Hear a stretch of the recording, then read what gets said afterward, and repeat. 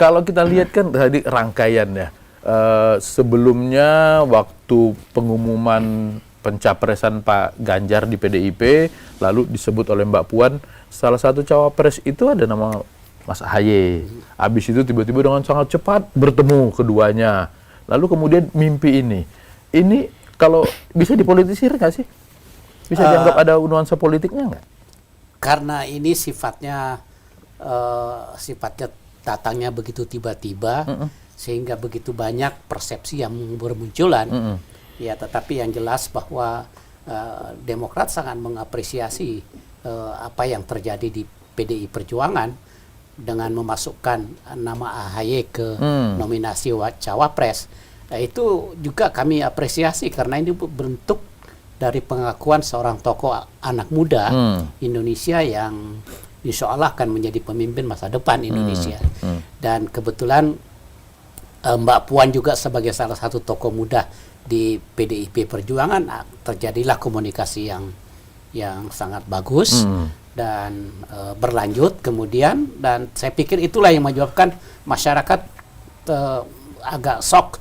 Loh, kok tiba-tiba nggak ada apa, nggak ada hujan, nggak ada petir, kok tiba-tiba ada pertemuan. Dan saya pikir bagi kami Demokrat itu sesuatu hal yang sangat bagus sekali.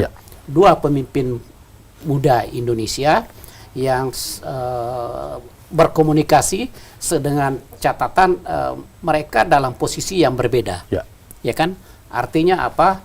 Memang untuk membangun bangsa ini harus bersama-sama ke depan. Ya, dan itu yang menjadi pokok daripada pembahasan itu, bahwa oke, sekalipun kita berbeda posisi, tetapi kita tetap harus berkomunikasi. Mudah-mudahan dalam komunikasi itu kita bisa memperbesar persamaan, memperkecil perbedaan, ya, dan itu akan menjadi suatu komitmen ke depan jangka panjang. Ya, mungkin Pilpres kita kan sudah mengatakan untuk Pilpres 2024 kita berbeda posisi, tapi kita tidak tahu lagi. Berikutnya 2029 dan seterusnya. Mereka kan masih muda-muda, dan representasi daripada tokoh-tokoh muda, jadi mereka masih punya waktu untuk berbakti kepada bangsa.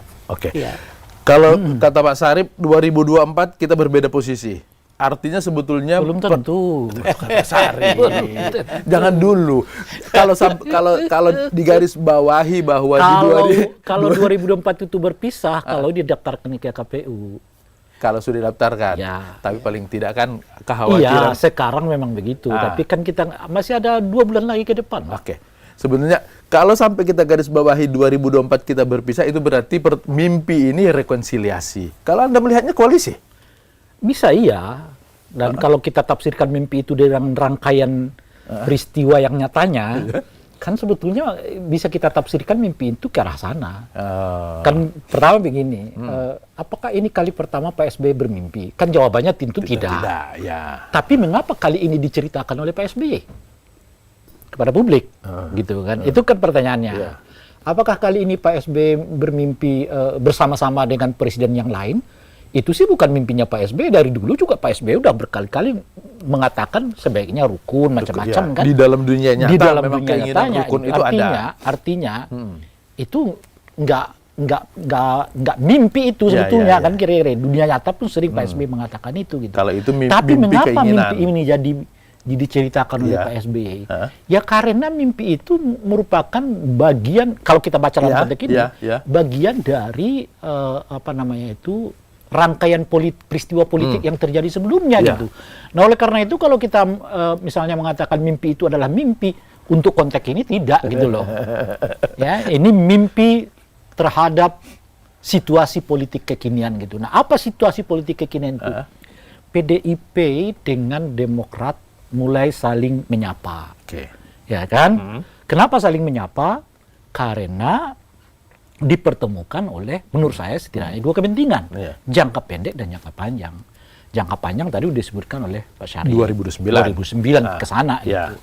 Tapi jangka pendeknya apa? Jangka pendeknya kerjasama, bisa saja kerjasama di Pilpres 2024 ini gitu.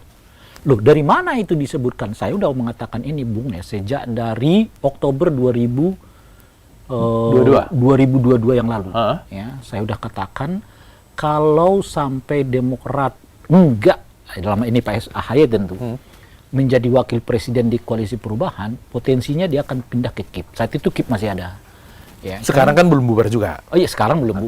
Formalnya belum bubar. Ya kan realitasnya kita nggak tahu. Realitasnya udah kesana kemari. Iya, makanya. Iya. Saat itu masih solid. Nah, asumsi saat itu kan KIP dukung Ganjar Pranowo. Asumsi saat itu kan.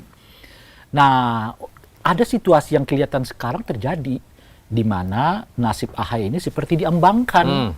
Tidak jelas apakah akan dipilih sebagai wakil presiden atau tidak kan oleh Anies Baswedan. Sebelum terjadi peristiwa pertemuan itu kan dimulai dulu dengan tweetnya, pernyataannya Andi Arief yang mengatakan punya opsi lain, iya kan, dan mengevaluasi bila mana Anies Baswedan tak jua memilih mengumumkan calon wakil presidennya itu. Nah, besertaan itu lalu ditangkap oleh Ibu Puan, Mbak Puan, dan mengatakan AHY juga bagian yang masuk radar kami loh gitu. Terjadilah peristiwa pertemuan. Bapak mau minum dulu nggak sebelum menjawab? Ini Ini kopinya Pak. Ini resepnya dari Pak Rai. Ini jawabannya pahit ini. Ini agak pahit ini jawabannya nanti. Nah, itu kan fakta-fakta ini gimana kita membacanya? Fakta-fakta ini ya yang bisa kita baca itu adalah rekonsiliasi bukan hanya dalam jangka pendek tapi jangka panjang tapi juga jangka pendek. Nah, saya kira posisi Demokrat cukup cerdas dalam hal ini. Kenapa saya bilang cerdas? Oh, pasti cerdas kata Pak. Iya, makanya. Kenapa saya bilang cerdas? Terima kasih. Tapi begini, Terima kasih. karena kalaupun misalnya artinya kan pertemuan ini memberi implikasi dua hal kepada Demokrat.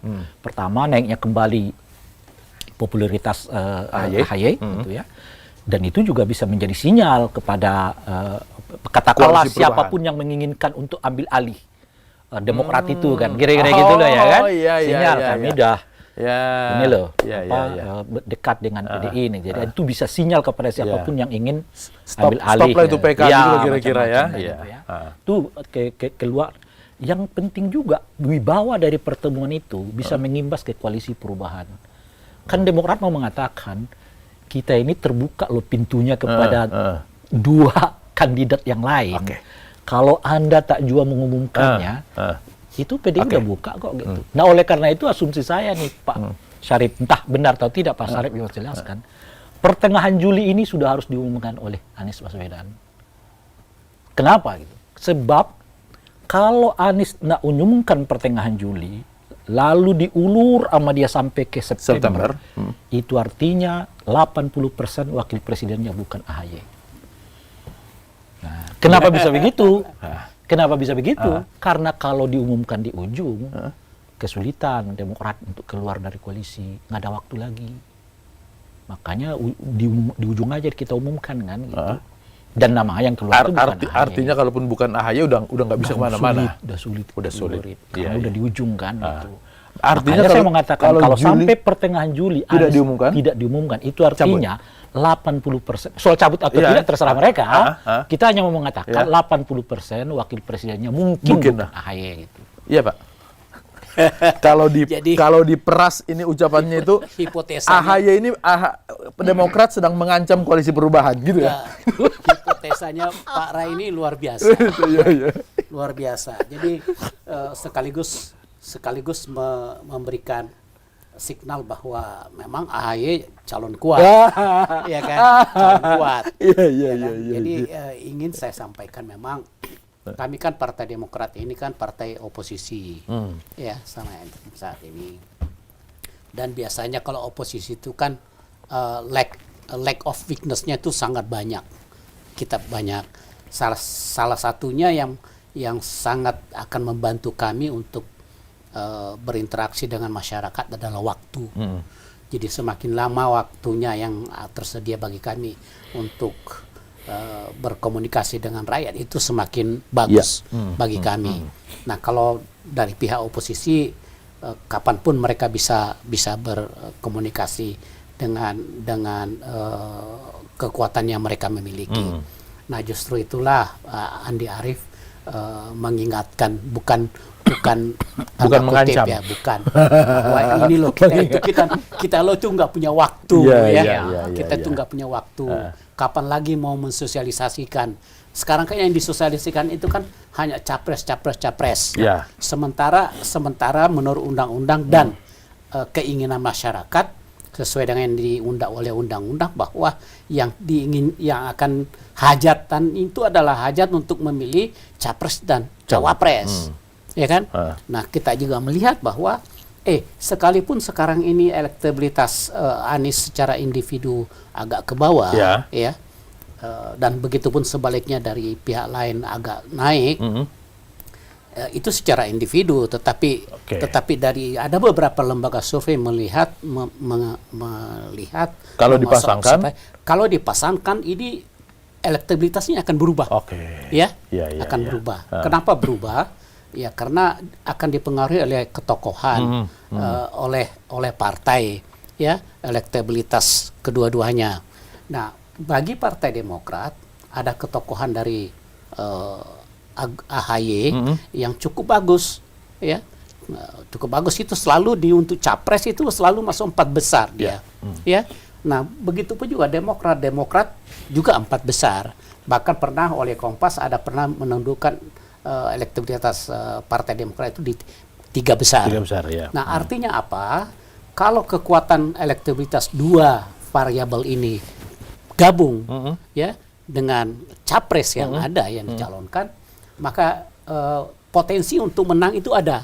Sementara objektif kita bukan hanya sekedar untuk mencalonkan, ya. Kalau hanya sekedar calon sih tidak terlalu sulit. Siapapun, ya, capresnya dan sebagainya itu bisa saja. Kalau hanya sekedar mencalonkan. Artinya kalau mau mencalonkan dengan Anies lah yang paling pas. Iya, enggak. Kalau ingin mencalonkan yang menang bagi Partai Demokrat berdasarkan rasio elektabilitas dan likability AHY dan Partai Demokrat, maka yang berpotensi untuk memenangkan Pilpres ini adalah pasangan Anies dan AHY. Nah, cakep. Nah, karena kami ini tidak punya waktu untuk mensosialisasikan secara efektif ke masyarakat, maka perlu untuk dideklarasikan cepat-cepat. Ya kan, paling tidak Juni. Nah, tadi ada toleransi Juli lah. Karena naik haji. Ya, naik haji kemarin ya. Diantar oleh Mas Ahy kemarin. Jadi itu juga mudah-mudahan doanya itu bisa menyertai di sana ya. Di Tanah Suci. Mudah-mudahan Anies dan AHY jadi calon wakil presiden, calon presiden dan wakil presiden.